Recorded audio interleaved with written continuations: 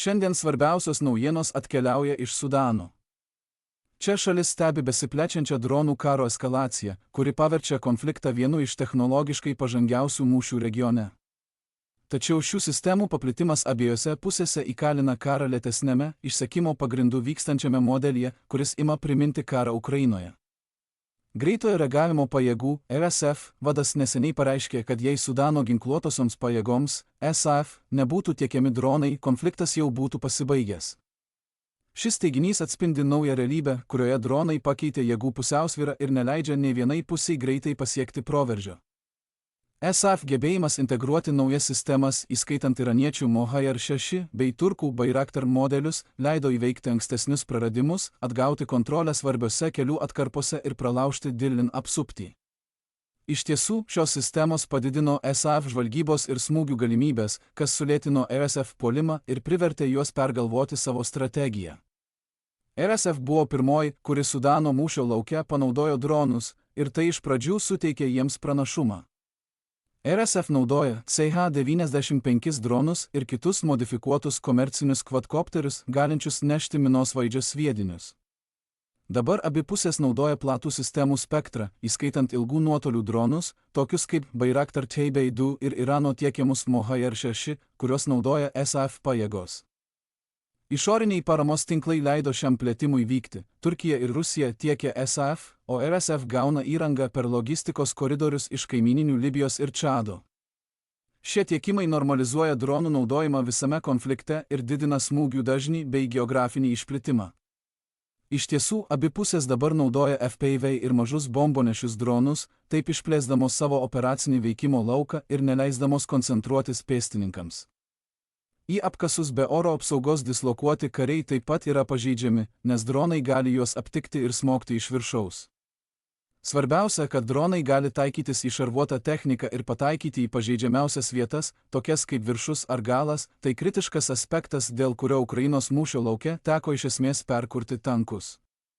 Visa tai lemia išsekimo karą ir lėtus puolamuosius manevrus, kurie verčia dalinius judėti atsargiai, vengti atvirų vietovių ir nuolat keisti pozicijas. Tačiau Sudano dronų karas dabar apima kur kas daugiau nei tik fronto linijos susirėmimus. Sudano vyriausybė apkaltino Etiopiją, kad ši leidžia RSF veiklą, leisdama ilgų nuotolių dronams smogti SAF oro bazėms, o tai dar labiau apsunkina ir taip įtemptą logistiką, kaip matyti ir Ukrainoje. Panašiai Egiptas rėmė SAF vykdydamas dronų smūgius per sieną prieš RSF pozicijas. Dronai taip pat naudojami aukšto rango taikiniams, kaip matėme ankstesniuose SAF smūgiuose, per kuriuos buvo eliminuotas vyresnysis RSF vado patarėjas. Kadangi nei viena pusė iki šiol nesugebėjo užsitikrinti oro pranašumo, dronai tapo realia alternatyva kovose Sudane. Vis dėlto SAF vis labiau koncentruojasi į RSF oro gynybos sistemų neutralizavimą, kas galėtų vėl atverti oro erdvę jų oro pajėgoms. RSF oro gynybos sistemos, įskaitant tokias kaip FK-2000, riboja SAF galimybės naudoti orlaivius, taip sumažindamos tiekimo ir personalo srautus į apsiaustus miestus.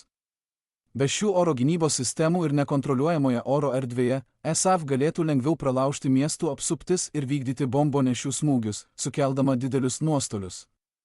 Iš tiesų, jei viena pusė įgytų oro kontrolę, dronų naudojimas iš karto sumažėtų, nes oro smūgiai taptų itin veiksmingi. Šiuo metu ginčijama oro erdvė atspindi situaciją Ukrainoje, verčiant abi pusės plačiai naudoti dronus ir formuojant mūšio lauką, kuriame vyrauja išsekimo karas, o ne manevrai. Panašus modelis ryškėja ir Sudane, kur nuolatiniai dronų smūgiai tiek fronte, tiek užnugaryje neleidžia nei vienai pusiai įtvirtinti laimėjimų, dar labiau išplečiant pilkąją zoną. Apskritai, dronų paplitimas Sudane pavertė konfliktą alinamų susidūrimų, kurį lemia išoriniai tiekėjai, besikeičiančios taktikos ir oro pranašumo stoka.